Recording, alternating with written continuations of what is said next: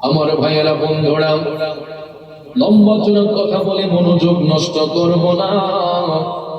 বলতেছিলাম যে মুসা আলাইহিস সালামের উম্মত আল্লাহর জিকির করতে করতে পাথরের চাপায় যখন পড়ে গেলেন, সবাই ধারণা করেছে লোকটা মনে হয় আর বেঁচে নাই। এই ধারণা করে যার যার মতো করে সবাই আপন আপন বাড়িতে চলে গেলেন। তারপর থেকে দিন যায় রাত যায়, দিন যায় রাত যায়, যাইতে যাইতে যাইতে একদিন নয়, 2 দিন নয়, 3 দিন নয়, 1 বছর নয়, 2 বছর নয়, 3 বছর নয়, 100 বছর নয়, 200 বছর নয়, বাজান টানা 300 বছর পার হয়ে গেল। জোরে বলেন কত বছর? ওরে গ্রামের বাবাজিরা, 300 বছর পার হয়ে যাবার পরে ওই পাথরটা যখন সরানো হলো, দেখা যায় পাথরের চাপায় পড়া একজন আল্লাহর বান্দা জীবিত অবস্থায়, যার জবান থেকে বের হচ্ছে আল্লাহ আল্লাহ আল্লাহ। দুনিয়ার মানুষগুলো সবাই অবাক হয়ে গেল, পাথরের চাপায় পড়লে তো কোনো লোক বাঁচে না। সবাই তারে ডাক দিয়ে জিজ্ঞেস করে, ও আল্লাহর বান্দা, পাথরের চাপায় পড়লে তো কোনো লোক বাঁচে না, তুমি বাঁচলা কেমনে? তখন লোকটা ডাক দিয়া কয়, আমি যে আল্লাহর জিকির করেছি সেই মহান আল্লাহ আমাকে বাঁচিয়েছেন। তখন লোকেরা ডাক দিয়া কয়, হে আল্লাহর বান্দা, পাথরের চাপায় পড়িয়া তুমি এতদিন খাইলা কি? তখন লোকটা ডাক দিয়া কয়, আমি যে আল্লাহর জিকির করেছি সেই মহান আল্লাহ আমাকে পাথরের ভিতর রিজিক দান করেছে। তাইলে বলুন, আমার আল্লাহ পাথরের ভিতর রিজিক দিতে পারে কি পারে না? জগতের বন্ধুরা রে,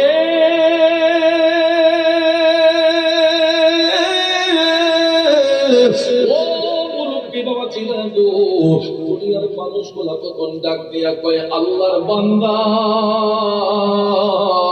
আমরা জানতে চাই তুমি কতদিন যাবত পাথরের চাপায় পড়ে আল্লাহর জিকির করতেছো। তখন লোকটা ডাক দিয়া কয়, আমি 1 দিন নয়, 2 দিন নয়, ও দুনিয়াবাসীরা শুনো, আমি টানা 300 বছর যাবত পাথরের চাপায় পড়ে মহান আল্লাহর জিকির করতেছি। লোকেরা তখন ডাক দিয়া কয়, আল্লাহর বান্দা, এবার আমরা জানতে চাই তুমি কোন নবীর উম্মত? তখন লোকটা গর্বে সহিত বলে উঠলো, আমি মুসা নবীর উম্মত। কোন নবীর? পরিচয় দিল মুসা নবীর উম্মত। পাথরের চাপায় কইরা ইবাদত করছে কয়শো বছর? জোরে কোন কয়শো বছর? এই পরিচয় পাইয়া দুনিয়ার মানুষগুলো আফসোস করে আমার আল্লাহরে ডাক দিয়া বলতে লাগলো, আল্লাহ, মুসা নবীর উম্মত 300 বছর পাথরের চাপায় পইরা ইবাদত কইরা না জানি তুমি মালিকের দরবারে কেমন নেকি অর্জন করেছে। এই বলিয়ে দুনিয়ার মানুষগুলো যখন আফসোস করতেছে, আমার আল্লাহ রাব্বুল আলামিন কুদরতের নজর দিয়া তাকাইয়া তাকাইয়া দেখতেছেন দুনিয়ার মানুষগুলো মুসা নবীর উম্মতের আমলের তারিফ করতেছে। তখন আমার আল্লাহ সরাসরি কুদরতের জবান দিয়া ডাক দিয়া বললেন, ও মুসা, ও বন্ধু মুসা, শুনো, তোমার উম্মত পাথরের চাপায় পইরা 300 বছর ইবাদত করে আমি আল্লাহর দরবারে যেই নেকি অর্জন করেছে। আল্লাহ কই, মুসা শুনো, আমার হাবিব নবী মুস্তাফার একজন উম্মত 1 রাত ইবাদত করে যেই নেকি অর্জন করবে রে, তোমার উম্মতের পাথরের চাপায় পড়া 300 বছরের নেকির চাইতে আমার হাবিব নবী মুস্তাফার একজন উম্মতের 1 রাতের নেকি 100 গুণ বেশি। দুই হাত তুলে বলেন আল্লাহু আকবার, আরেকটু জোরে বলেন ইয়া রাসূলুল্লাহ, বয়ান শুনে বলেন ইয়া হাবিবাল্লাহ। আল্লাহকে করিতে খুশি, নবীর প্রেমে হোক আসি, আল কোরআনে ঘোষণা দেতা আইব মুমিন ভাই, নবী বিনে আপন কেহ নাই। ঠিক কিনা বলেন বন্ধুরা আমার? মুসা আলাইহিস সালাম যখন এই সংবাদ পাইলেন, তখন তিনি টপ টপ করে চোখের পানি ছেড়ে কান্না শুরু করে দিয়া রব্বুল আলামিনের দরবারে ফরিয়াদ কইরা বলতে লাগলেন, আল্লাহ, আমি মুসার যদি নবী না বানাইয়া শেষ জামানার নবীর উম্মত বানাইতা, আমি মুসা নিজেকে ধন্য মনে করতাম।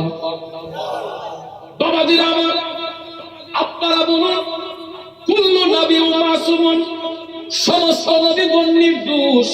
বাজান রে, বলেন তো নবীদের কোনো গুনাহ আসেনি? কথা কোন আছেন? কুল্লু নবীও মাসুমুন, সমস্ত নবীগণ নির্দোষ নিষ্কলঙ্ক, নবীদের কোনো গুনাহ নাই। এখন বলেন আমাদের গুনাহ আছে না নাই?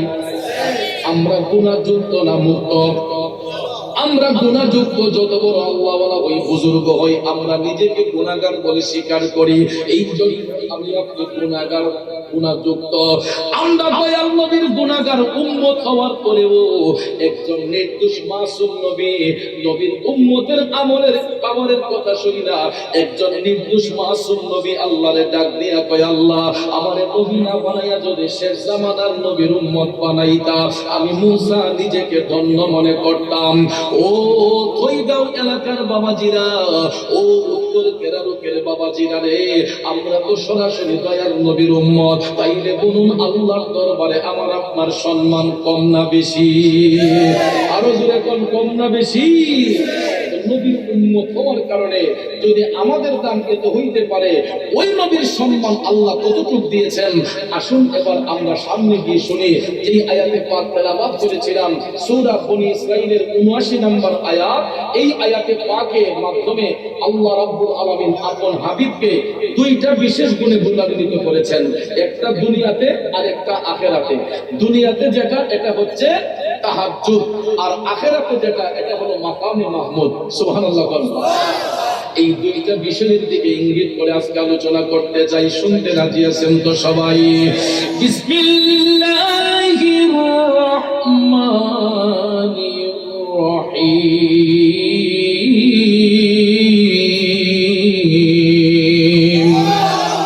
ওয়া মিনাল লাইলি ফাতাহাজ্জাত বিহি নাফিলাতাল লাক। উচ্চস্বরে বলুন আল্লাহু আকবার। বন্ধুরা আমার, আমার আল্লাহ কয়, হাবিব ও বন্ধু, আপনি রাতের শেষ অংশে তাহাজ্জুদ কায়েম করুন, কেননা এটা আপনার জন্য এক্সট্রা। আর এই আমলের বদৌলতে আল্লাহ কয়, আসা আইয়াবআসাকা রাব্বুকা মাকামান মাহমুদা।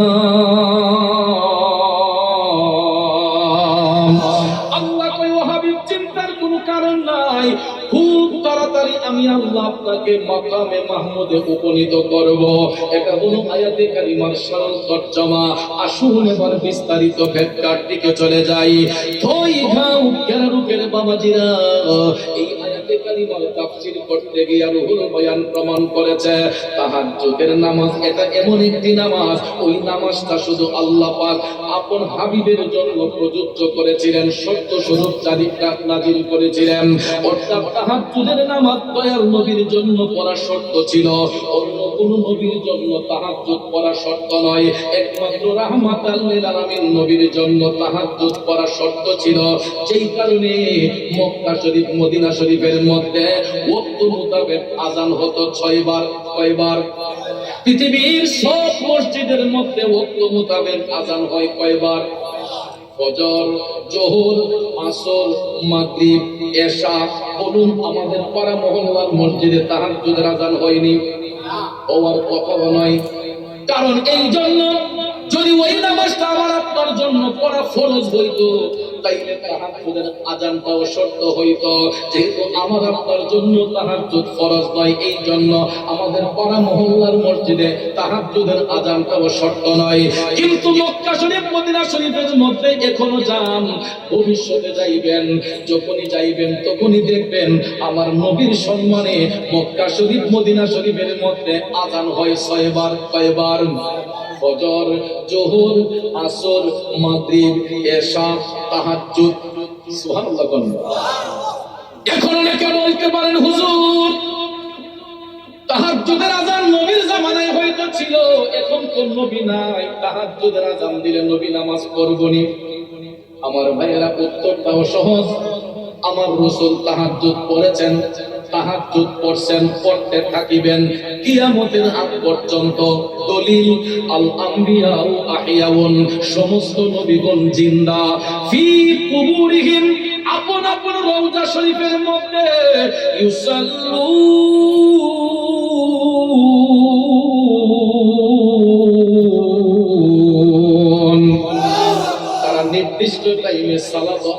করেন। এখানে দেখেন শুধু রাহমাতাল লিল আলামিন নবীর কথাই বলা হয় নাই, আল আমবিয়াউ আহিয়াউন, সমস্ত নবীগণ জিন্দা, ফি কুবুরিহিম, আপন আপন রওজা শরীফের মধ্যে ইউসাল্লুন, তারা নির্দিষ্ট টাইমে সালাত আদায় করেন। বাবারে, আমার মদিনার কামলিওয়ালা নবী তাহাজ্জুদ দুনিয়ার জমিনে পড়েছিলেন, এখন রাসূল পড়ছেন, পড়তে থাকিবেন। এই জন্য নবীর সম্মানে মক্কা শরীফ মদিনা শরীফের মধ্যে ওয়াক্ত মোতাবেক আযান হয় কয়বার? অন্য কোন নবীর জন্য তাহাজ্জুদ কেন? পাঁচ ওয়াক্তের নামাজ পড়াও শর্ত ছিল না। তারপর পূর্বের যুগের নবীগণ পাঁচ ওয়াক্তের নামাজ যদিও তারা পড়েছেন, একসাথে পড়েন নাই। এক একজন নবী এক এক ওয়াক্তের নামাজ দিয়ে আমার আল্লাহর দরবারে শুকরিয়া আদায় করেছিলেন। আসুন জেনে নেব কোন নবী কোন ওয়াক্তের নামাজ দিয়ে আল্লাহর শুকরিয়া আদায় করেছেন। শুনতে কি কষ্ট হবে? আসুন সামনে যাই।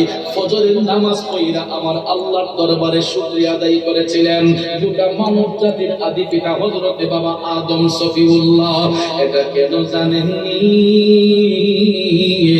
কারণ জান্নাতের মধ্যে আদম নবী কোনদিন রাত্র দেখেন নাই।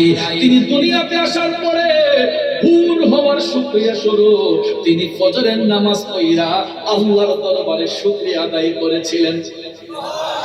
তারই ধারাবাহিকতায় যোহরের নামাজ পড়ে আল্লাহর দরবারে শুকরিয়া আদায় করেছিলেন মুসলিম মিল্লাতের আদি পিতা হযরতে বাবা ইব্রাহিম আলাইহিস সালাম। এটা কেন জানেননি?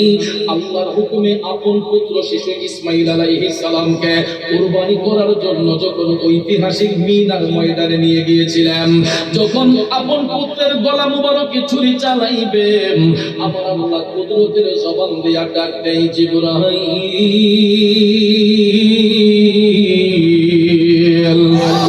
ও জিবরাইল রে, আমার বন্ধু ইব্রাহিম পরীক্ষার মধ্যে জয়লাভ করেছে। যাও ইব্রাহিম, যাও জিবরাইল, যাও জান্নাত থেকে একটা দুম্বা নিয়ে যাও, আমার শিশু ইসমাঈলের জায়গার মধ্যে শোয়া দাও।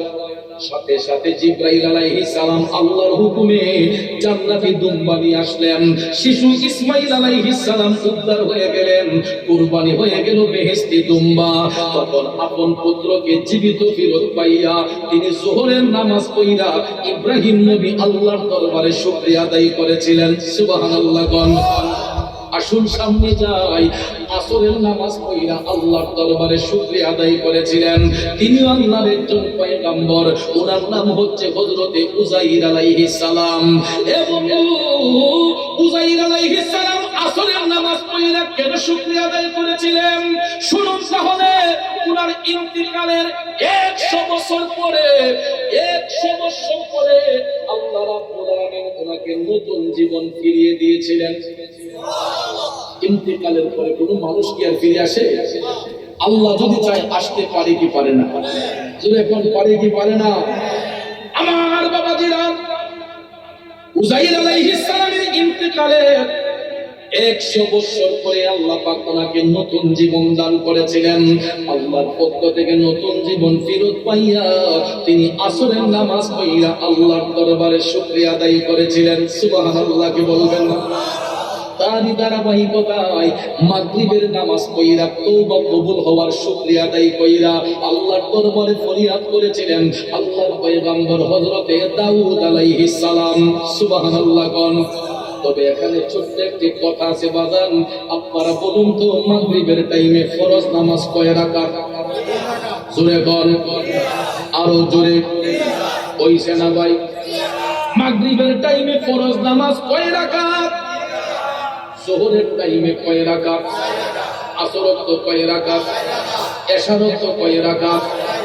এ নবীর প্রেমিকেরা, যোহরে 4 রাকাত ফরজ, আসরে 4 রাকাত ফরজ, এশাতে 4 রাকাত ফরজ, মাগরিবের টাইমে 3 রাকাত নামাজ ফরজ হইল কেন? কোনদিন এটা নিয়ে গবেষণা করছেন? গবেষণা? গবেষণা করবো কেউ? আমরা তো ওয়াক্তের নামাজগুলোই পড়ি না, ঠিক না বেঠিক? নামাজ নিয়ে গবেষণা দূরের কথা, আমরা তো ওয়াক্তের নামাজই পড়ি না। কষ্ট হয়েছে? আমি এখন চ্যালেঞ্জ করে বলতে পারবো, আজকেও যারা এই মাহফিলে শ্রোতা হয়ে আসছেন, আমার দৃঢ় বিশ্বাস প্রত্যেক মানুষ হয়তো আজকে এশারের নামাজটা কাজা হয়েছে। রাগ করছেন আপনারা? আল হাক্কু মুররুন, সত্য কথা পিতা রাখবে কিন্তু সত্য ভালোবাসবেন। আমি চ্যালেঞ্জ করে বলতে পারি আজকে হয়তো এখানে অনেক লোক আছে যাদের মাগরিবের নামাজ কাজা হয়েছে, এমন হয়তো কিছু লোক আছে আসরের নামাজ কাজা হয়েছে, যোহরের নামাজ কাজা হয়েছে, ফজর তো নাই না, মিছা কইলা, ফজর তো নাই আর থাকবই কেমনে? বর্তমানে যে যুগ আসছে ডিজিটাল যুগ, এই যুগের মধ্যে আমাদের যুব সমাজ তারা সারা রাত যেই মোনাজাত লইয়া বল, মোনাজাত বুঝছেন নি? এই দেখেন এমনি ধরে নাই, দুই হাত দিয়ে গভীর মনোযোগ। ও যুবক, সারাটা রাত মোবাইল ফোন টিপতে টিপতে টিপতে চোখ গোলা করতে ঢুকে গেছে। এমন একটা টাইমে ঘুম চলে আসে গো, যখন মুয়াজ্জিন সাহেব মধুর কণ্ঠে ডাক দিয়া কয়, আসসালাতু খায়রুম মিনান নাওম।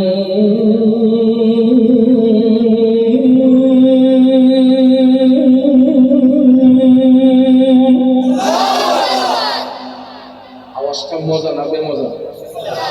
জোরে কোন মজা না বেমজা? মুয়াজ্জিন সাহেব চিকন গলায় বলুক, মোটা গলায় বলুক, মুসল্লিদের কি শোনায়, আসসালাতু খায়রুম মিনান নাওম, ঘুম থেকে নামাজ পড়ো, ঘুম থেকে নামাজ পড়ো। আমার সমাজের যুব সমাজরা সারা রাত মোবাইল টিপতে টিপতে এমন একটা সময় তাদের চোখের মধ্যে ঘুম আসে, যখন মুয়াজ্জিন সাহেব কয় আসসালাতু খায়রুম মিনান নাওম, ঘুম থেকে নামাজ পড়ো, আমাদের যুবকদের হাত থেকে দেখবেন অটোমেটিকলি মোবাইলটা পড়ে যায়। তখন যুবকরা কয়, না না হুজুর, এখন আমার ঘুমটাই ভালো। ঠিক না বেঠে? এই যুবক ভাইয়ের আমার, বাবাজির আমার, বলুন ঘুমের পরে মরণ হতে পারে কি পারে না? এই বিশ্বাস আছে না নাই? ওরে কেমন করে ঘুমাও তুমি, কেমন করে ঘুমাও তুমি, ফজর করে কাজা, এমন তো হতে পারে জোহরে জানাজা। ঠিক কিনা বল? ফজর করে কাজা, এমনও হতে পারে জোহরে জানাজা। কথা কোন ঠিক কিনা? আমার বাবাজিরা, সব কিছু সিরিয়াল মেইনটেইন হয়, কিন্তু মৃত্যুর কোন সিরিয়াল মেইনটেইন হয় না। রং রসে কয়দিন চলবো, রঙের ঘোড়া কয়দিন দৌড়াবো, রঙের ঘোড়া কয়দিন দৌড়াইবি, মরণ আমাদেরকে হাত ছাড়িয়ে দিয়ে যাচ্ছে। কথা বলেন ঠিক না বেঠিক? এই পৃথিবী যেমন আছে তেমনি ঠিকই রবে, সুন্দর ওই পৃথিবী ছেড়ে একদিন চলে যেতে হবে রে মন, চলে যেতে হবে। কথা কোন ঠিক কিনা? বন্ধুরে, সব কিছু ঠিকই থাকবে, আমরাই থাকবো না। পুকুর পরে তাল গাছটা দেখলে দাদার কথা মনে হয়, পুকুর পরে আম গাছ দেখলে বাবার কথা মনে হয়। তালটা পাইকা যখন গাছের নিচে পড়ে কত নাতি চোখের পানি চাইরা কান্দে, হারে এই তাল গাছটা আমার দাদার হাতের লাগানো ছিল। আজকে তাল গাছের মধ্যে তাল ধরছে, কিন্তু দাদা নামক ব্যক্তিটা মাটির সাথে মিশে গেছে। গাছের আমগুলো পাইকা রইল, সন্তান গাছের দিকে তাকায় আর টপ করে চোখের পানি চাইরা কান্দে। আরে আজকে গাছের আম পাকলো, আমার বাবা আমরুদের বাজার থেকে আমের চারাটা এনে লাগাইলো। আজকে গাছের জায়গায় গাছ আছে, কিন্তু বাবা নামক ব্যক্তিটা মাটির সাথে মিশে গেছে। ঠিক কিনা কোন? এরকম ভাবে আমাদের হাতের ছোঁয়া চোখের দেখা কত স্মৃতি অমন হয়ে থাকবে। কিন্তু আমি আপনি একদিন ঠিকই মাটির সাথে মিশে যাব। কথা বলেন ঠিক কিনা? মিশেই যেতে যাব। মারা যাবার আগে নিজের ঈমান আকীদাটাকে শুদ্ধ করা দরকার আছে না নাই? এই জন্যই কবি বলেছেন, কেমন করে ঘুমাও তুমি ফজর করে কাজা, এমন তো হতে পারে জোহরে জানাজা। ঠিক কিনা বলেন? বাবাজিরা আমার, ফজরের নামাজ পড়েছি একসাথে, জোহরের টাইমে জানাজার সংবাদ পেয়েছি। 2017 সালের পর থেকে এখন পর্যন্ত আমি কোন খাদেম রাখি না, আমার কোন পার্সোনাল পিএস নাই, সেক্রেটারি নাই। 10 বছর আমার খাদেমের দায়িত্ব পালন করছিল। আজকের প্রধান মেহমান ভালো করে চিনতেন আমার মাসুম মিয়াকে।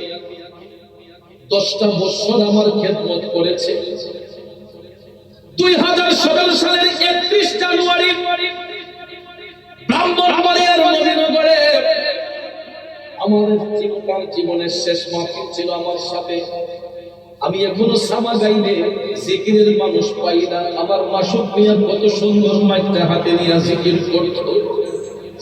2017 সালের আগের আলোচনা যতগুলো ছিল প্রত্যেকটা আলোচনার মধ্যে দেখবেন একটা ছেলে কর্নারে মাইক হাতে নিয়ে জিকির করত। চেহারাটা যদিও কালো ছিল, ভিতরটা নবীর প্রেমে ভরপুর ছিল। বাবাজিরা আমার, এত সুস্থ একটা ছেলে আমার সঙ্গে মাহফিলে জিকির করেছে। ফজরের নামাজ পড়লাম একসাথে। সকাল 10টার দিকে ব্রাহ্মণবাড়িয়া শহরে আসলাম। দিনের বেলা মাহফিল করব নাসিরনগর সদরে। এমন সময় দেখা যায় অন্যদিন আমার মাসুম মিয়া আমাকে ঘুম থেকে জাগাইতো। ওই দিন হঠাৎ করে আমি দেখি ঘড়িতে 2টা বেজে গেছে। 2টায় দিনের বেলা আমাকে নাসিরনগর প্রোগ্রাম করার কথা। হঠাৎ করে আমি ঘুম থেকে চমকে উঠলাম, কিরে 2টা হয়ে গেল, ছেলেগুলো এখন উঠছে না কেন? আমার ড্রাইভার এবং আমার মাসুম মিয়া একটা কম্বলের নিচেই 2জন শোয়া। 2জন একটা কম্বলের নিচে শোয়া। সকাল 10টা পর্যন্ত ছেলেটা সুস্থ, কোনো রোগ নাই, কোনো ব্যথা নাই, বেদনা নাই। 2জন একসাথে শুইল। হঠাৎ করে বেলা 2টার সময় আমি ঘুম থেকে উঠা একটা দৌড় দিয়ে তার রুমে যাইয়া চিৎকার করে ডাকতেছি, গিরে তোরা উঠোস না কেন? মাহফিলের তো সময় হয়ে গেছে। অন্যদিন একটা ডাক দিলে কইতো, বাবা আমি তো সজাগ। আমি অনেকগুলা ডাক দিলাম, উঠে না। হঠাৎ করে একটু রাগান্বিত হইয়া বললাম, কিরে তোরা কি মহিলা গেছিস নাকি? আসলে যে আমার কথা সত্য হয়ে যাবে এটা তো ভাবি না। এই ধমক দেওয়ার পর যখন ধরে না, আমি হাসতে করে কম্বলটা টান দিলাম। আমার চিৎকারে ড্রাইভারের ঘুম ভাঙলো, কিন্তু আমার মাসুম ডাইন পরটে মুস্কি হাসি দিয়া এমন ঘুম ঘুমাইছে, বুলবুলিয়া তোতা ময়না কত নামে ডাকি তারে, কত নামে ডাকি, শিকল কেটে চলে গেলি, কারে লইয়া থাকি রে পাখি, আমি ডাকি তাসি তুমি ঘুমাইছো নাকি? এমন ঘুম ঘুমাইল সবাই যদি ডাকে আর সজাগ হবে না।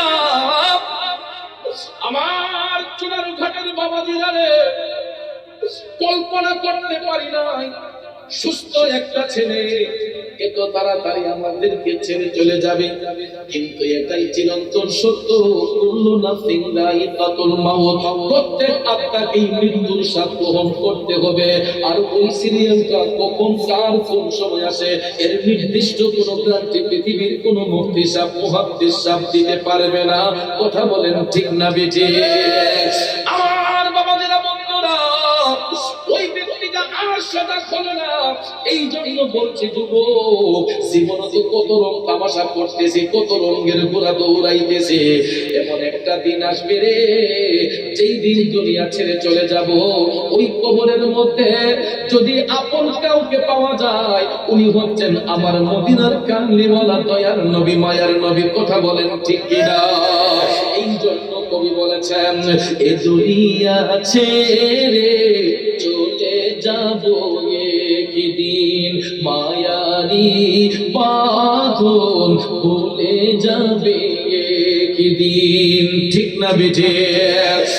আমার বন্ধুরা, আমার দুনিয়ার কোন বন্ধু বান্ধব স্বজন আমার আপনার কবরে আপন হবে না। আপন বলতে যাকে পাবেন তিনি বলেন শাহে মদিনা। কথা বলেন ঠিক না বেঠে?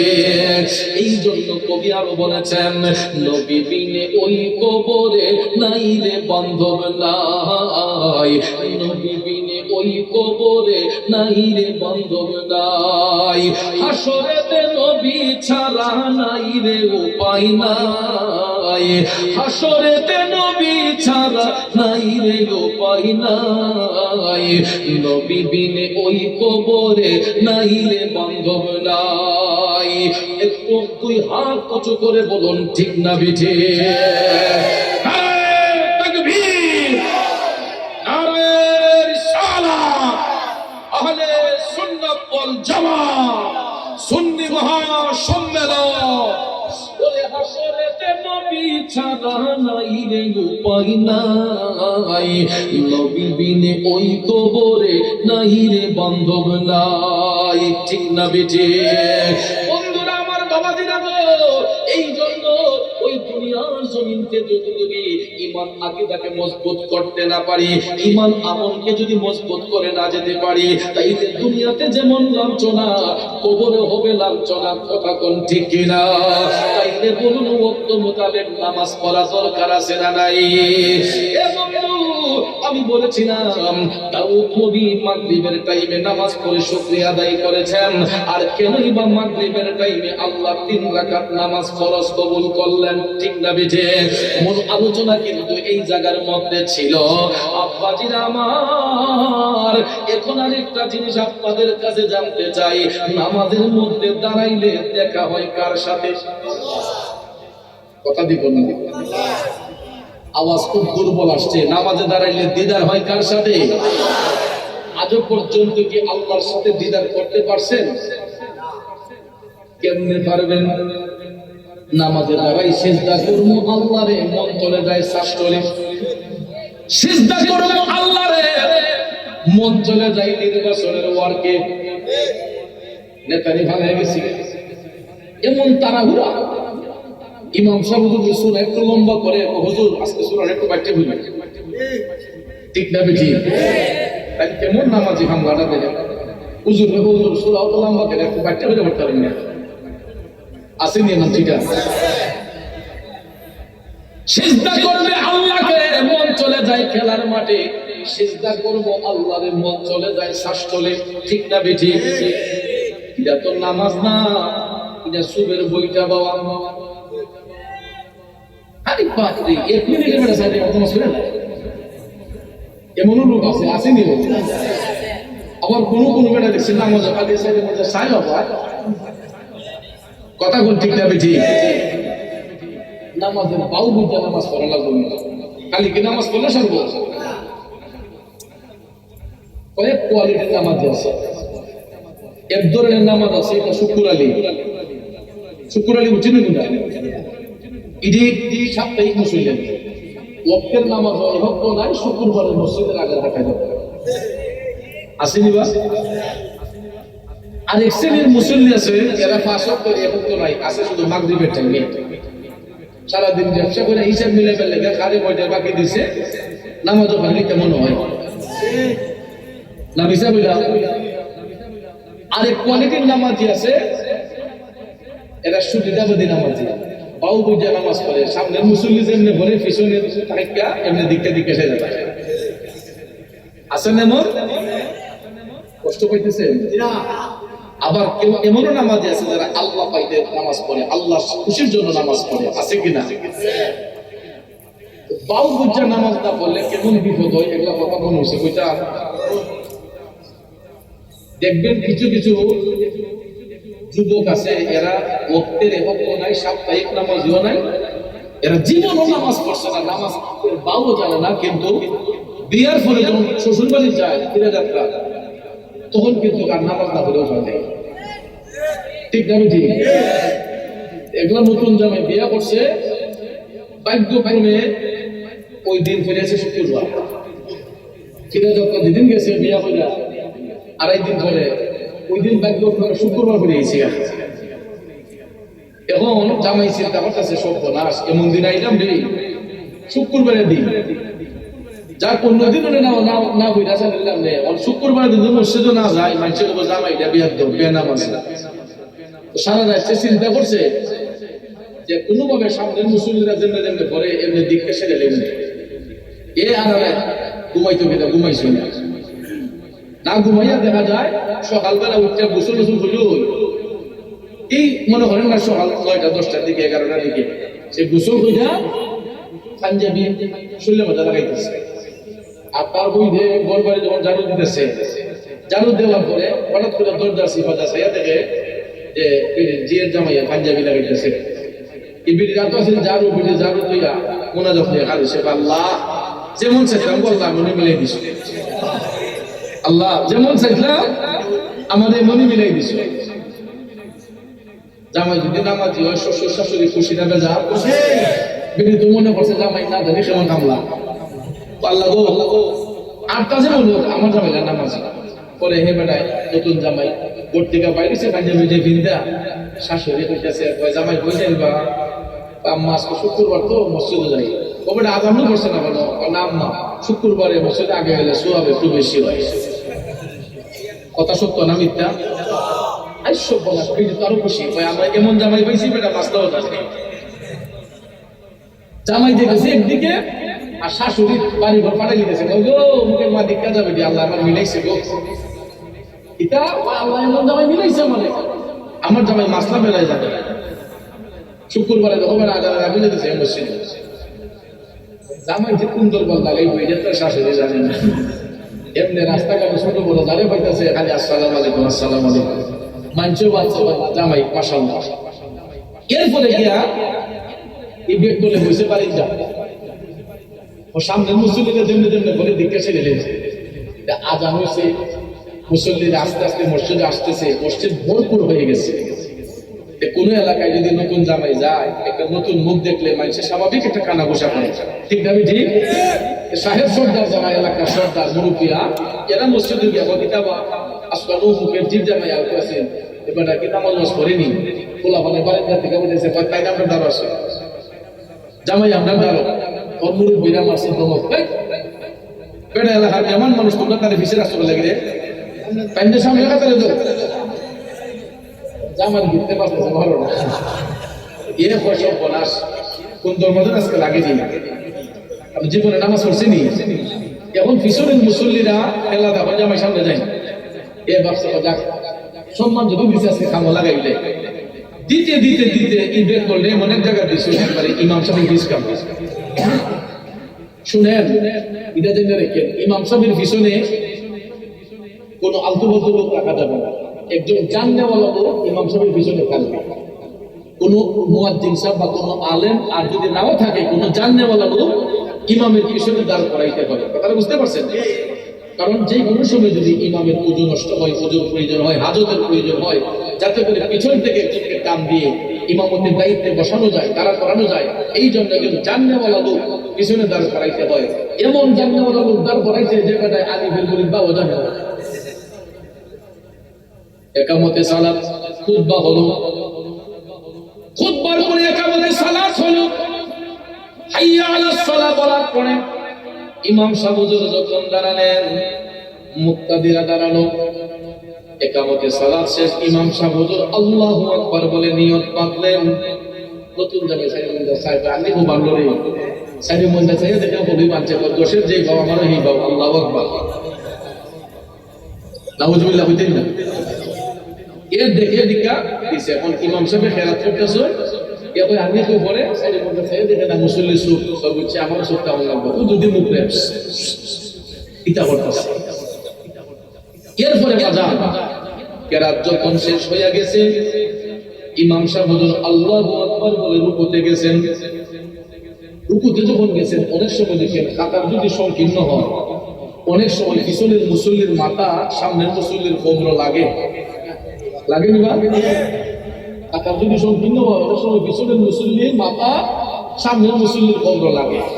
তো বাধ্যক্রমে জামার পিছনে যে মুসল্লি আসলো একজন মুসল্লির মাথা লাগছে এই নতুন জামার কোমর।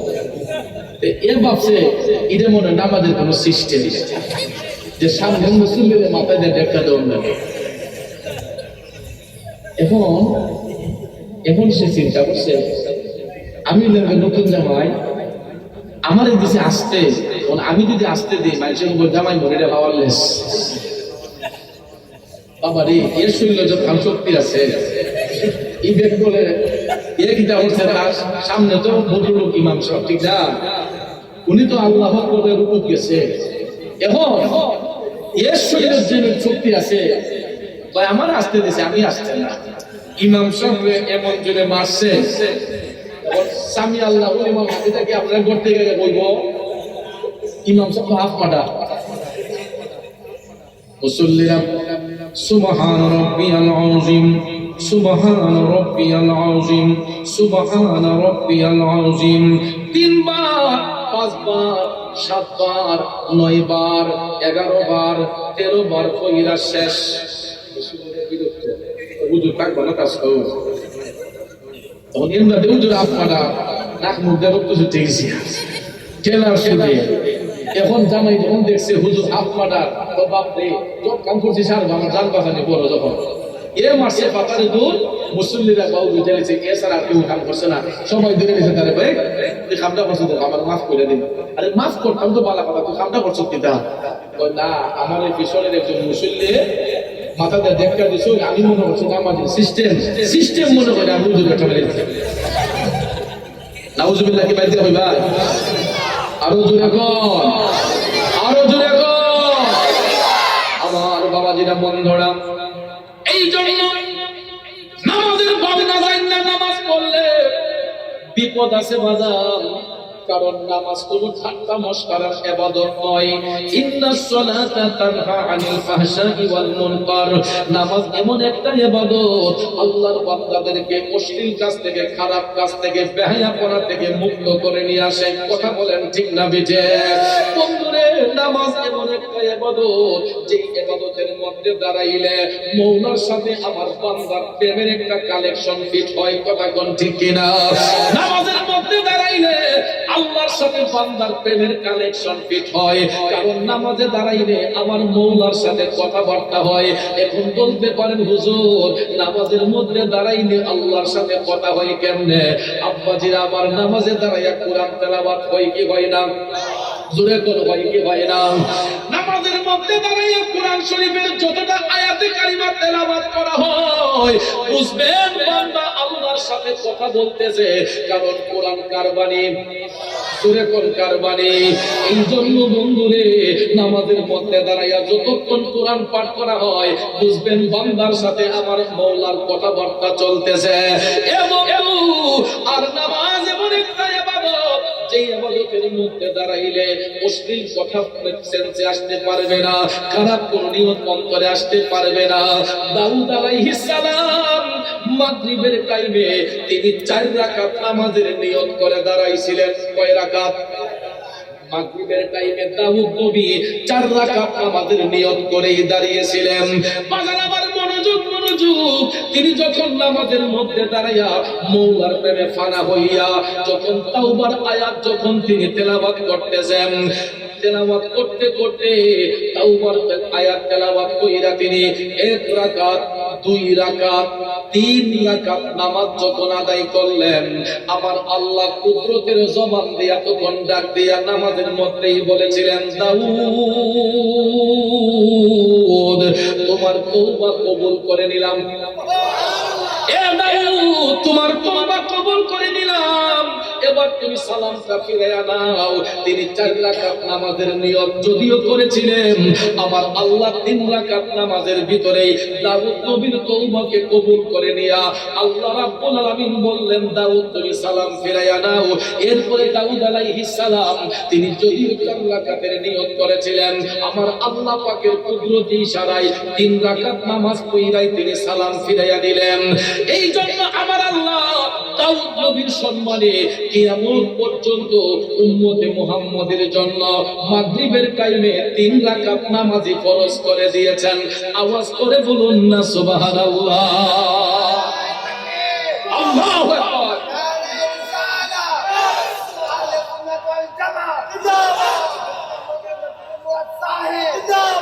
ও নামাজ পড়ো রে গহীনে ডুবিয়া, নামাজ পড়ো, নামাজ পড়ো রে গহীনে ডুবিয়া, নামাজ পড়ো। ঠিক না বেটে? আপনাদের আমার যেই নামাজের মধ্যে রিয়া থাকবো, যেই নামাজের মধ্যে ফখরিয়ত থাকবো, যেই নামাজের মধ্যে হিংসা থাকবো, ওই নামাজ দিয়ে কোনোদিন আমার আল্লাহর সন্তুষ্টি অর্জন করা যাবে না। এই জন্য নামাজ পড়তে হবে আল্লাহ শুদ্ধ করে, নামাজ পড়তে হবে দিল মজাইয়া, আমার মওলার সঙ্গে প্রেমের কালেকশন ঠিক করার মাধ্যমে। কথা বলেন ঠিক না বেঠে? এই জন্য দাউদ আলাইহিস সালাম তিনি মাগরিবের টাইমে তাওবার আয়াত পড়ার পরে 4 রাকাত নামাজের নিয়ত যদিও করেছিলেন, 3 রাকাত নামাজের ভিতরে আল্লাহ তওবা কবুল করে নিয়ে সালাম ফেরানোর আদেশ দিলেন। এই জন্য দাউদ নবীর সম্মানে মাগরিবের টাইমে 3 রাকাত নামাজ আল্লাহ ফরজ করেছেন। আসুন সামনে যাই, এশারের নামাজ আদায় কইরা গোটা জাহানের পক্ষ হতে আল্লাহর দরবারে শুকরিয়া আদায় করেছিলেন। রাহমাতাল লিল আলামিন, মায়ার নবী, দয়ার নবী মুহাম্মদুর রাসূলুল্লাহ সাল্লাল্লাহু আলাইহি ওয়াসাল্লাম। জোরে বলুন সুবহানাল্লাহ। এশারের নামাজ পড়ে গোটা জাহানের পক্ষ হতে আল্লাহর দরবারে শুকরিয়া আদায় করেছিলেন রাহমাতাল লিল আলামিন। জোরে বলুন সুবহানাল্লাহ। বাবাজিরা আমার, এই জন্য এইভাবে 5 ওয়াক্তের নামাজ নবীগণ এইভাবে পড়েছিলেন। আসল বোঝার সাথে আবারও বলি, ফজরের নামাজ পড়িরা আল্লাহর শুকরিয়া আদায় করেছিলেন আদম আলাইহিস সালাম। যোহরের নামাজ পড়িরা আল্লাহর শুকরিয়া আদায় করেছিলেন ইব্রাহিম আলাইহিস সালাম।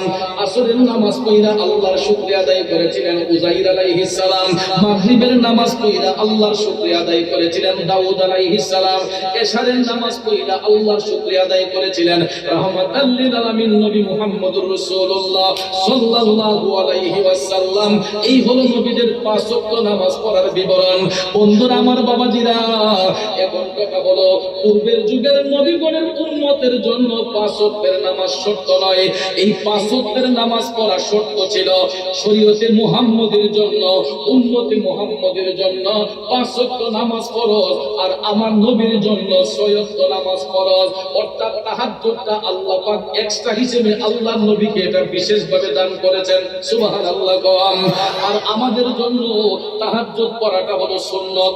আমাদের জন্য কি সুন্নাত? মনে রাখবেন, কোন এলাকার মধ্যে রমজান মাসে যদি শেষ 10 দিনে অন্তত কোন একজন লোক যদি ইতিকাফ না করে, পুরোটা এলাকা যেমন আল্লাহর কাছে জিম্মি হয়ে যায়, ঠিক তদ্রুপ কোন এলাকা থেকে অন্তত একজন লোক যদি তাহাজ্জুদ না পড়ে, পুরোটা এলাকা আল্লাহর দরবারে জিম্মি হয়ে যায়।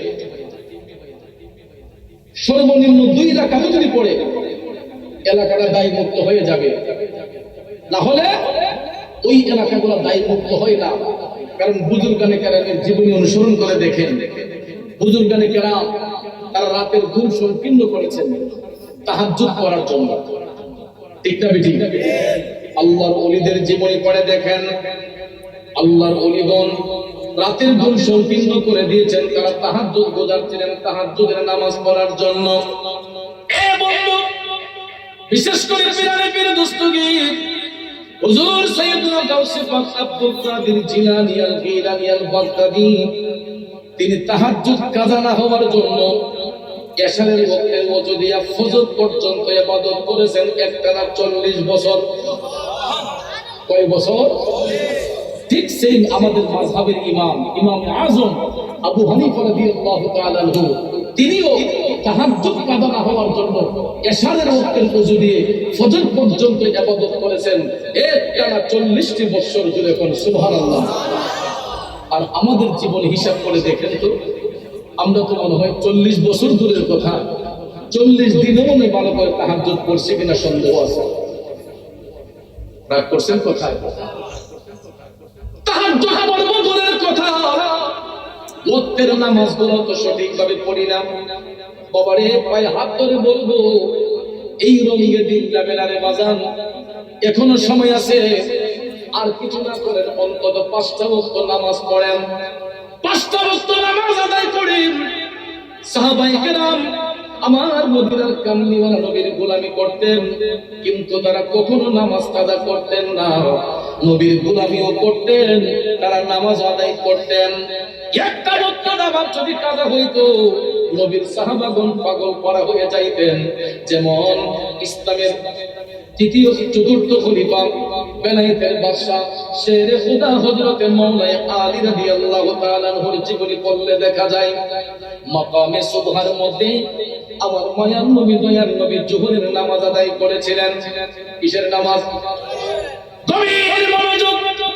মাকামে সুবহার মধ্যে মদিনার কামলিওয়ালা নবী দয়ার নবী মায়ার নবী জোহরের নামাজ আদায় করেছিলেন। অনেক সাহাবায়ে কেরাম নবীর গোলামিতে ছিলেন। এরই মধ্যে ছিলেন শেরে খুদা হযরত মাওলানা আলী রাদিয়াল্লাহু তাআলা আনহু।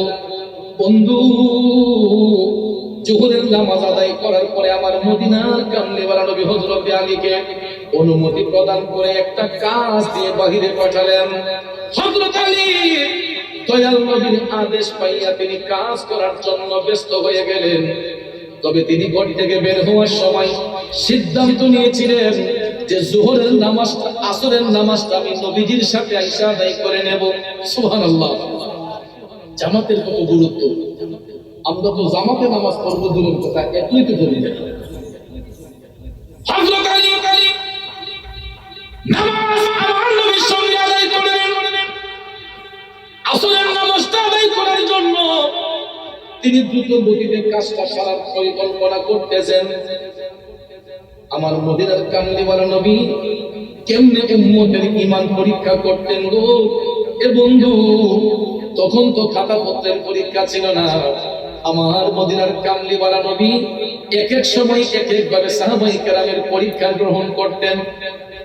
হযরত আলী কাজটা যখন তাড়াহুড়া করে করতেছেন, তিনি আসতে পারেন নাই। দেখা যায় আসার আগেই সূর্যটা পশ্চিম আকাশে হেলে গেছে। হঠাৎ করে দেখা যায় আসরের আযান হয়ে গেল। আসরের আযান যখন হয়ে গেল, আল্লাহর হাবিব দেখতেছেন মাওলা আলী তখন পর্যন্ত নবীর কদমে আসেন নাই। হযরত আলী আসার আগে আমার মদিনার কামলিওয়ালা নবী আসরের নামাজটা আদায় করে ফেললেন। নবী একদিকে আসরের নামাজ আদায় করলেন, অপর দিকে দেখা যায় হযরত আলী খুব দ্রুত গতিতে নবীজির কদমে আইসা হাজির হয়ে গেছেন। এখন বলেন, হযরত আলী কি নামাজ পড়ছেন? পড়েন নাই। আসরের নামাজ পড়েন নাই। দয়াল নবী নামাজ শেষ করে বসে আছেন। মাওলা আলী যখন দ্রুত গতিতে আসলেন, আসার সাথে সাথে রাহমাতাল লিল আলামিন নবী মাওলা আলীকে বললেন, আলী বসো। হযরত আলী নবীর কাছে বসলেন। হঠাৎ করে দেখা যায় মদিনার কামলিওয়ালা নবী পবিত্র মাথা মোবারক হযরতে মাওলা আলীর কোলের মধ্যে রাইখা দয়াল নবী একটু আরামে গেলেন। আল্লাহু আকবার। হযরত আলী নামাজ পড়েন নাই। আসরের নামাজ ফরজ কয় রাকাত? সুন্নাত কয় রাকাত? মোট 4 রাকাত। সুন্নাত যদি নাও পড়েন, ফরজ তরক করলে কি গুনাহ হবে? কবিরা গুনাহ হয়। কি গুনাহ? কবিরা গুনাহ হবে। খুব মনোযোগ। ফরজ তরক করলে কবিরা গুনাহ হয়। হযরত আলী আসরের নামাজ পড়েন নাই। আসার সাথে সাথে দয়াল নবী মাওলা আলীর কোলের মধ্যে আরাম করছেন। বাজান রে, এখন আপনারা বলুন হযরত আলীর ফরজ নামাজটা বড় নাকি ওই মুহূর্তে আমার নবীর আরামটা বড়? এই দুর্বল মুসলমান আমাদের না কেন? নবীর আরাম বড় নাকি আলীর নামাজ বড়? ফরজ তরক করলে তো কবিরা গুনাহ হয়। এখন ফরজ তো তরক হয়ে যাচ্ছে, রাসূল আরাম করতেছেন, আপনারা বলেন ফরজ বড় না নবীর আরাম বড়? নবী বড় না নামাজ বড়? কেন নবী বড়? আমার চুনারুঘাট আন্দোলন এলাকার বাবাজিরা, কেন নবী বড় বুঝতে হবে। কারণ ফরজ বলেন, ওয়াজিব বলেন, সুন্নাত বলেন, নফল বলেন, কিলা বলেন, কুলুব বলেন, এসব কিছু হইল আমল, আর আমার নবী হইছে ঈমান। কথা কোন ঠিক আমি ঠিক? নামাজ, রোজা, তাসবিহ, তাহলিল, তিলা, কুলুব, আসকন, জুব্বা, কুরতা, এসব কিছু হইছে আমল, আমার নবী হইছে ঈমান। এখন আপনারা বলেন ঈমান বড় নাকি আমল বড়? বন্ধুরে, আমল যদি কম হয় আমলের কারণে আল্লাহ আপনাকে জাহান্নামে ঠেলে দিবে না, কিন্তু ঈমান যদি না থাকে আমল দিয়ে পার হওয়া যাবে না। কথা বলেন ঠিক কিনা? আমার বাবাজিরা, বন্ধুরা, তরকারি রান্না করার পরে সব ধরনের মশলা দেয়া একটা জিনিস দিলাম না, জিনিসটার নাম কি? যত মশলাই দেন, যত কালারই বানান, লবণ ছাড়া তরকারি মূল্য আছে নি বাবা? হ্যাঁ, জিব্রাত দিলে দিয়ে যখন লবণটা উঠো না, বাবুর সে সদ্য কিছু নাম বলে না, এই যে কইতে গানছি খাওয়ার মজা। কয়টা জিনিসের কারণে? একটা জিনিসের কারণে খাওয়ানোর মজা শেষ। জিনিসটার নাম কি?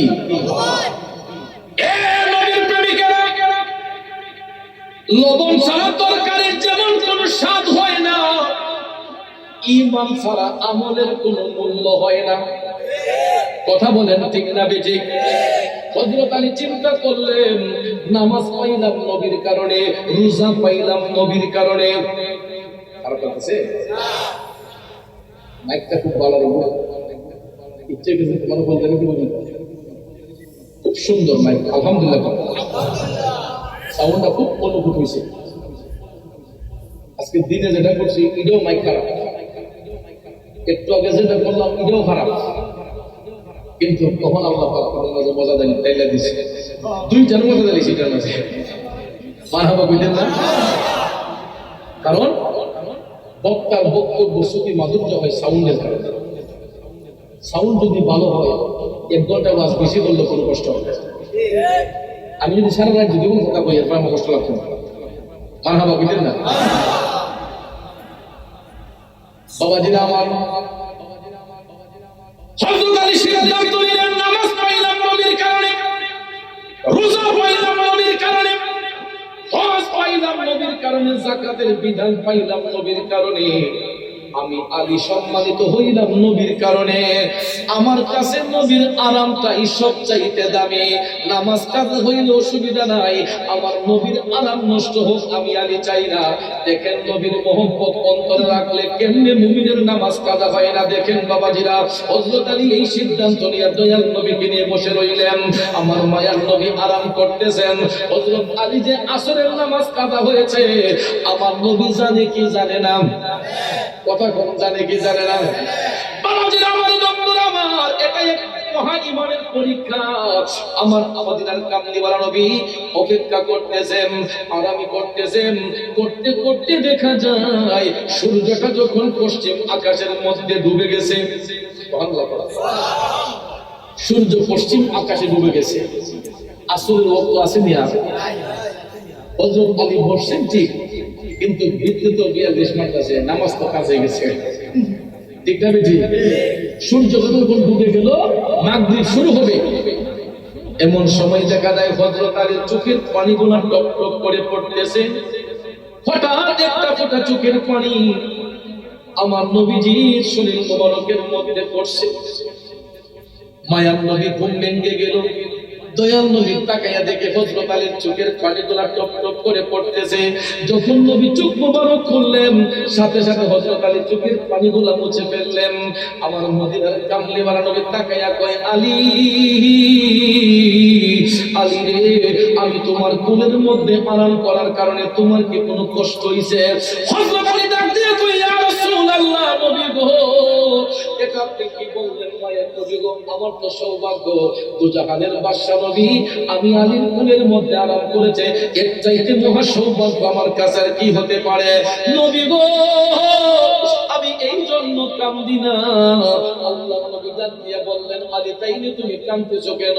হযরত আলী কয়, ইয়া রাসূলুল্লাহ, আমার খুব ইচ্ছে ছিল আসরের নামাজটা এসে আপনার সাথে আপনার ইমামতির মাধ্যমে আদায় করব, কিন্তু নবী গো, আপনি যখন আমাদের কাজ দিয়ে পাঠাইলেন, আমি দ্রুত গতিতে কাজটা সাইরা আসতে একটু দেরি হওয়ার কারণে আয়েশা দেখি নবী গো, আপনার চোখের মধ্যে ঘুম চলে আসছে, আপনি আমার কোলে আরামে গেছেন। এই জন্য আমি চিন্তা করলাম, নামাজের চাইতে আপনি নবীর আরামটাই আমার কাছে সব চাইতে দামি। ইয়া রাসূলুল্লাহ, নবী গো, এই জন্য আপনার আরাম নষ্ট হোক আমি চাই না, যেই কারণে আমি আসরের নামাজটা ছাইরা দিছি। নবী গো, ইসলাম গ্রহণের পর থেকে, ইসলাম কায়েমের পর থেকে আমি আলী তো এই পর্যন্ত কোনোদিন একটা ওয়াক্ত নামাজও কাজা করি নাই, কিন্তু মায়ার নবী গো, আজকে তো আমার আসরের নামাজটা কাজা হয়ে গেছে। এই কথা শোনার সাথে সাথে মায়ার নবী, দয়াল নবী মুস্কি মুস্কি হাসতেছেন। একদিকে হযরত আলী কাঁদেন, অপর দিকে মায়ার নবী মুস্কি মুস্কি হাসেন। আমার মায়ার নবী, দয়াল নবী ডাক দিয়া কয়, আলী,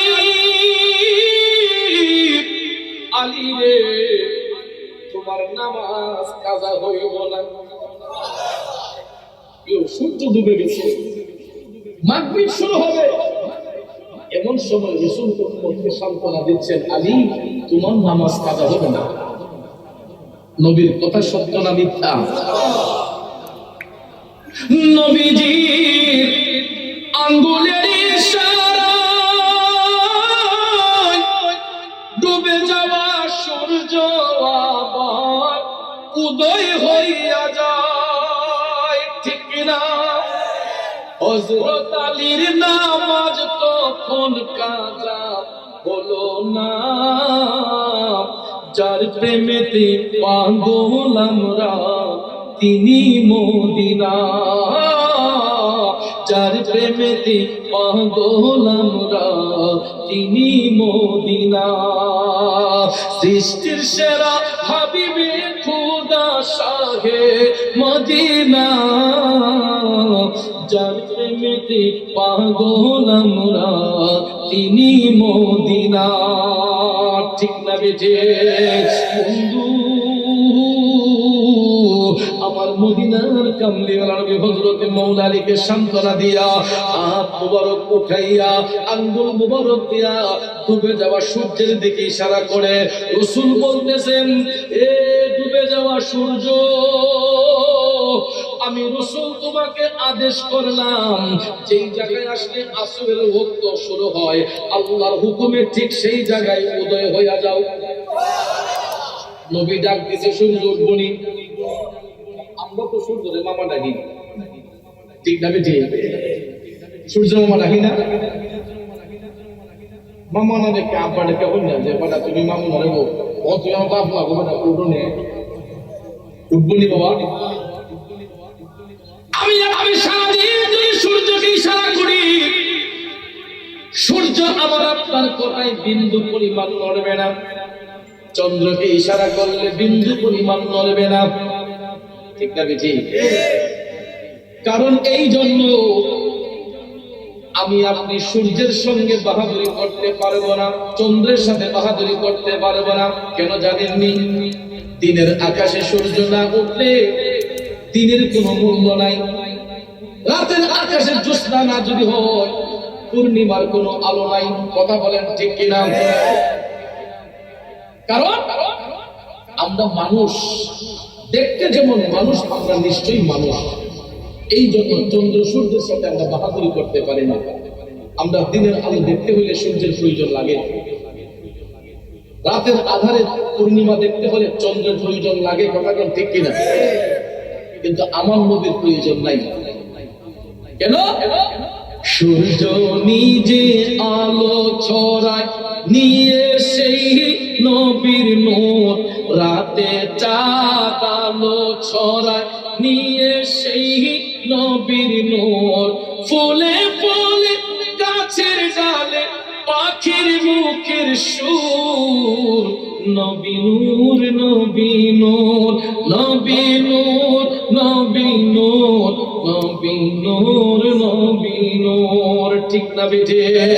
কারণ ভাইয়েরা, নূরের কোনো ছায়া হয় না, নূর চতুর্দিকে নূর। এই জন্য সূর্য এবং চন্দ্র আমার নবীর সাথে কোনো বাহাদুরি দেখাতে পারে না। যখন মায়ার নবীর শুভাগমন হয়েছিল, চন্দ্রের আলো সূর্যের আলো লজ্জায় চুপ হয়ে গেছিল। ওটা বলেন ঠিক কিনা? এই জন্য তারা আমার নবীর সঙ্গে বাহাদুরি করতে পারে না। নবী হাত মোবারক ইশারা করে বলতেছেন, সূর্য তুমি যেখানেই অস্তমিত হয়েছ, আমি রাসূল তোমাকে আদেশ করছে, যেখানে আসলে আসরের মুহূর্ত শুরু হয়, আল্লাহর হুকুমে ঠিক সেই জায়গার মধ্যে উদয় হয়ে যাও। আল্লাহ নবী আদেশ করতে দেরি হইল, ডুবে যাওয়া সূর্য উদয় হতে দেরি করে নাই। ঠিক আসরের ওয়াক্ত যেখানে আসতে হয়, ঠিক সেই জায়গার মধ্যে উদয় হয়ে গেছে, চতুর্দিকে রুদ্রকে ছড়াচ্ছে। আল্লাহ নবী ডাক দিয়ে কয়, আলী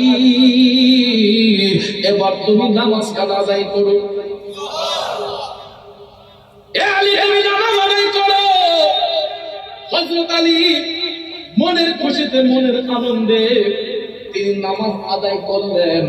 একদিকে হযরত আলীর নামাজ শেষ হলো, আমার মদিনার কামলিওয়ালা নবী অপর দিকে আদেশ করলেন, সূর্য যাও, তুমি আপন জায়গায় অস্তমিত হয়ে যাও, তোমার আপন জায়গায় তুমি চলে যাও। দয়াল নবীর আদেশে সূর্য উঠলো, আবার নবী ইশারা করলেন, সূর্য মুহূর্তের মধ্যেই ডুবে গেল। কিছুক্ষণ পরেই মাগরিবের আযান হয়ে গেল। আমার মদিনার কামলিওয়ালা নবী ইমামতির মুসল্লায় সমস্ত সাহাবায়ে কেরাম নবীর পিছনে ইক্তেদা করে মাগরিবের সালাত আদায় করেছেন। চিৎকার মেরে কোন সুবহানাল্লাহ। তাইলে নবীজির গোলামি যদি অন্তরে থাকে, মুমিনের নামাজ কি কাজা হতে পারে? কথা বলেন, পারে? এখনো সময় আছে, নবীর গোলামিতে মাশগুল হয়ে যায়। এখনো সময় আছে, চিটারি বাটপাড়ি ছেড়ে দিয়ে হক পথে চলি, সত্য পথে চলি। ভাই, বাঁচবো কয়দিন? বাঁচবো কয়দিন? সেকেন্ড থেকে বেড়াতে দেয়। দামি দামি হুন্ডা দৌড়াইতেছেন, দামি দামি গাড়ি দৌড়াইতেছেন, 5 তলা 6 তলা বাড়ি বানাইতেছেন। অনেকে মনে করছেন দুইটাই যেমন কিনা লাইছে, কিন্তু মোটর সাইকেল চালাইন না, পিলার মাথায় হেলমেট নাই, ড্রাইভিং লাইসেন্স নাই, ওভার স্পিড দেওয়ার কারণে দেখা যায় অল্প বয়সে জীবন চলে যায়। সামনের গাড়িটা হালকা করে বাড়ি দিল, 3টে উলট ফুলট খাইয়া দেখা যায় সাইকেল ঘুরা হইয়া তাইলে আড্ডি মাংস সব পাক্কা লোক মিশে গেছে। অনেক বাবা স্বপ্ন দেখছিল যে আমার ছেলে আমারে কাফন দাফন করাইব, কিন্তু এটা একবারে ভুল ধারণা। শুনেন, সন্তানের কাঁধেই শুধু পিতার লাশ বহন করা হয় না। অনেক সময় এমন সিচুয়েশন আসে, পিতার কাঁধে সন্তানের লাশ বহন করতে হয়। পৃথিবীর ইতিহাসে এমন ঘটনা আছে না নাই? কথা বলেন, আছে না নাই? তাহলে ভাই, আল্লাহর নবী বলেছেন তোমরা প্রতিদিন অন্তত 40 বার মরণের কথা স্মরণ করো। নবী বলছেন 40 দিন অন্তত মরণের কথা স্মরণ করো। এটা কেন জানেন? মুমিন মুসলমানরা তখন প্রতিনিয়ত মরণের কথা স্মরণ করবে, মৃত্যুর যন্ত্রণার কথা চিন্তা করবে, তখন এরা পাপ কাজে যাবে না। এদের অন্তরটা তখন নরম থাকবে। অন্তর যখন নরম থাকবে, কোনোদিন এরা হারাম খাইবে না, একজনের মনে কষ্ট দিবে না, আরেকজনের ঘরে আগুন দিবে না, কারো হক মাইরা খাইবে না। তখন মরণের ভয় থাকবে, কবরের চিন্তা থাকবে। এই জন্য রাসূল বলেছেন তোমরা উম্মত অন্তত দৈনিক 40 বার মরণের কথা স্মরণ করো। ঠিক না ঠিক? কিন্তু আজও কি আমরা এটা করি? কখনো করি না। রাতের বেলা ঘুমাইতেছি, চোখ বলে ঘুমাইতেছি, ভাবতে সকালবেলা উঠবো। এই যে রাতে ঘুমাইলাম, সকালে উঠার কোনো গ্যারান্টি আছে? কথা বলেন, আছে? ভাইরা আমার, এই যে ৪র্থ বার্ষিক ইসালে সওয়াবের মাহফিল, 4টা বছর পার হয়ে গেল। এই 4টা বছরের ভিতরে চিন্তা করে দেখেন এই এলাকার কত নারী পুরুষ আজকে অন্ধকার কবরে। গত বছর হয়তো অনেকেই এই প্যান্ডেলে ছিলেন, মঞ্চে ছিলেন, কিন্তু আজকে হয়তো অনেকেই অন্ধকার কবরে। আমি মুরাদ চৌধুরী এখন আলোচনা করতেছি, আগামী বছর হয়তো আপনারা এখানে বসে আফসোস করবেন, যদি আমি না থাকি বলবেন আহারে গত বছর আমাদের মাহফিলে বক্তা আলোচনা করলেন মুরাদ চৌধুরী, এই বছর তিনি অন্ধকার কবরে। কবরে যখন চলে যাব, যদি ঈমান আকীদাকে মজবুত করে না যাইতে পারি, আমাদের নাম নিশানাও থাকবে না। আর ঈমান নিয়ে যদি কবরে যান, নামগুলো অমর হয়ে থাকবে। চিন্তা করে দেখেন, গাউসে পাক আব্দুল কাদের জিলানী আল-গীলানী আল-বাগদাদী, ওনার বেসালের পরে আজকে প্রায় 500 বছর পার হয়ে গেছে। গাউসে পাকের নাম আমাদের মনে আছে না নাই? হযরত বাবা শাহাদাত মুজাদ্দিদ আমর রাহমাতুল্লাহ আলাইহি 500 বছর আগে পর্দা করছেন। কথা কোন ঠিক না বেঠিক? কিন্তু ওনার স্মৃতি এখন পর্যন্ত আছে না নাই? কিন্তু আজকাল দেখেন আমাদের 400 আগে যারা ছিলেন এদের নাম নিশানা পর্যন্ত বসে গেছে। আমি যদি একজনকে দাঁড় করিয়ে জিজ্ঞেস করি, ভাই আপনার বাবার নাম কি বলেন তো? আপনি বলবেন অমুক। বলেন আপনার দাদার নাম কি? আপনি বলবেন অমুক। যদি কই আপনার দাদার বাবার নাম কি, ওখানে গেলে পায়জামা গরম হয়ে যাবে। ঠিক না বেটি? যদিও কষ্ট করে কই নিতে পারে, যদি বলি ওই দাদার বাবার নাম কি, 100% লোক বলতে পারবে না। সত্যি না মিথ্যা? 100% লোক বলতে পারবে না দাদার বাপের নাম কি, ওই দাদার বাপের নাম কি। কিন্তু ভাবে এরাও একদিন এই দুনিয়াতে রাজত্ব করছেন, এরাও একদিন এই দুনিয়াতে ক্ষমতা প্রয়োগ করছেন, কিন্তু আজকে দেখা যায় তাদের দুনিয়ার জিন্দেগির চেয়ে কবরের জিন্দেগিটা বেশি হয়ে গেছে। কথা বলেন ঠিক কিনা? তো বাজার আজকে হয়তো আমাদের পরিচিতি আছে, অনেকের পেজ পরিচিতি আছে, ব্যক্তি পরিচিতি আছে, সামাজিক পরিচিতি আছে, কিন্তু এমন একটা দিন আসবে যখন কালের বিবর্তনে দিন যখন যাইতে থাকবে, বছরগুলো যখন গড়তে শুরু হবে, যাইতে যাইতে যাইতে যাইতে যাইতে দেখবেন একদিন আমাদের নাম নিশানা পর্যন্ত থাকবে না। কিন্তু যদি আমরা ঈমান এবং আমলকে মজবুত করে যেতে পারি, ঈমান আকীদাকে যদি সঠিক করে যেতে পারি, তাহলে ইহকালে যেমন শান্তি হবে, পরকালেও মুক্তি হবে, আমাদের স্মৃতিগুলো অমর হয়ে থাকবে। কথা বল ঠিক না বিজে? তাহলে আল্লাহর দরবারে আমরা চির অম্লান হয়ে থাকতে চাই কি চাই না? কারা কারা চাই দুই হাত তুলে দেখাই। নারায়ে তাকবীর, নারায়ে রিসালাত, আহলে সুন্নাত ওয়াল জামাত, আহলে সুন্নাত ওয়াল জামাত। দুরূদ শরীফ পড়েন, আল্লাহুম্মা সাল্লি আলা সাইয়্যিদিনা মাওলানা বিয়ানা মাওলানা মুহাম্মদ নাবিয়ানা মাওলানা। আমার বাজেরা বন্ধুরা, গভীর মনোযোগ, লম্বা চড়া কথা বলবো না। আমি প্রথম স্টেপে আলোচনা করেছি ওয়ামিনাল লাইলি ফাতাহাজ্জাত বিহি নাফিলাতাল লাক। এই আয়াতের ব্যাখ্যা বিশ্লেষণ করতে গিয়ে আজকে এতটুকু পর্যন্ত আমি আসলাম। আসা আইয়াবআসাকা রাব্বুকা মাকামান মাহমুদা।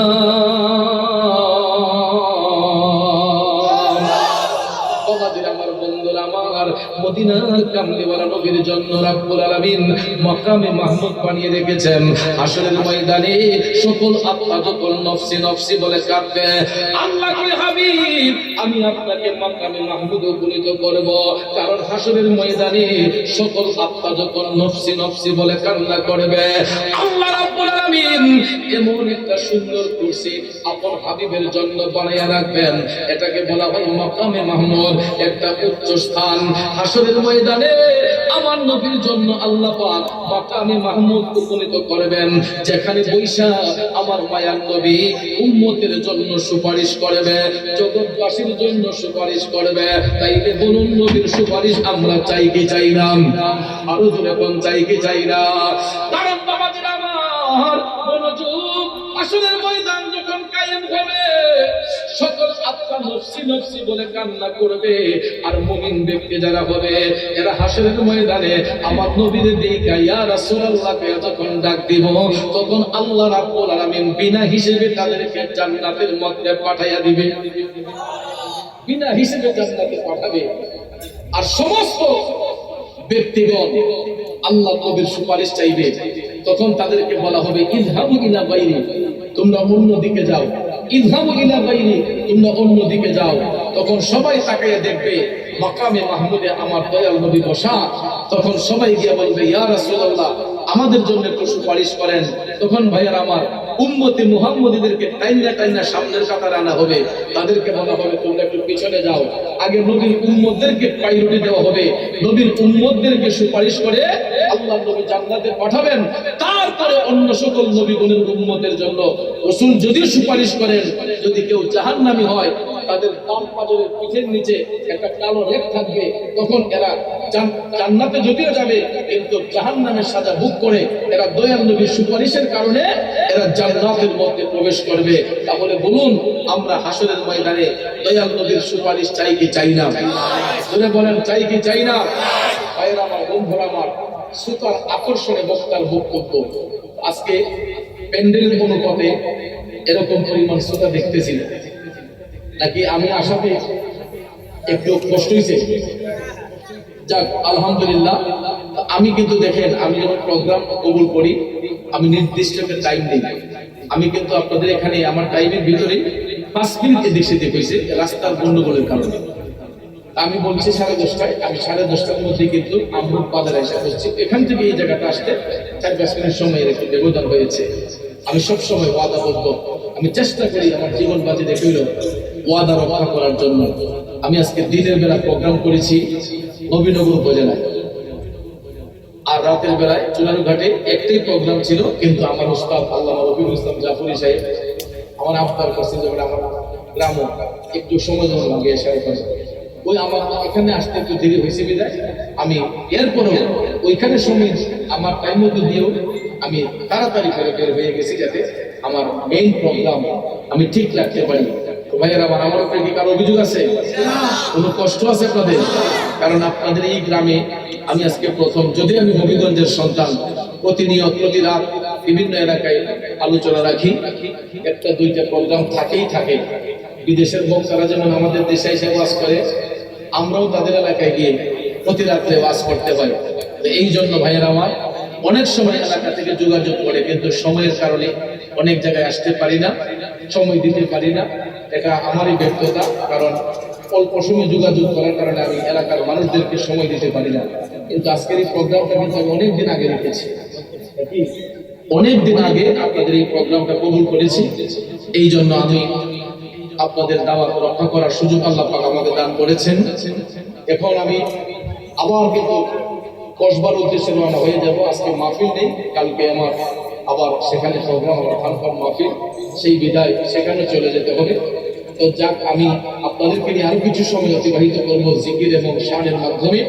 আমাকে আবদার করেছিলেন অনেকেই কয়েকটি নাচ শরীফ শোনানোর জন্য, ইনশাআল্লাহ আমি বলবো। তার আগে আপনাদেরকে বলবো যে যেখানেই থাকবো আমরা ওয়াক্ত মোতাবেক সালাত আদায় করবো, ঠিক আছে? ইনশাআল্লাহ ওয়াক্ত মোতাবেক আমরা সালাত আদায় করব। আর সালাতের প্রতি যখন আমাদের গুরুত্ব থাকবে, নামাজের প্রতি যখন গুরুত্ব থাকবে, তখন দেখবেন পরিবার সুন্দর হবে, পরিবেশ সুন্দর হবে, পাড়া সুন্দর হবে, মহল্লা সুন্দর হবে। কথা বলেন ঠিক কিনা? তো যাক, আল্লাহ পাক আমাদের সবাইকে কবুল করুক। আমরা সবাই বলি আমিন। অনেকক্ষণ বসে থাকার কারণে হয়তো অনেকের ক্লান্তি এসেছে, আমরা একটু নবীকে সালাম দিয়ে আরেকবার বসে আমরা একটু সুন্দর জিকির করে মুনাজাত দিয়ে তারপরে বাড়িতে যাবো ইনশাআল্লাহ। রাজি আছেন সবাই?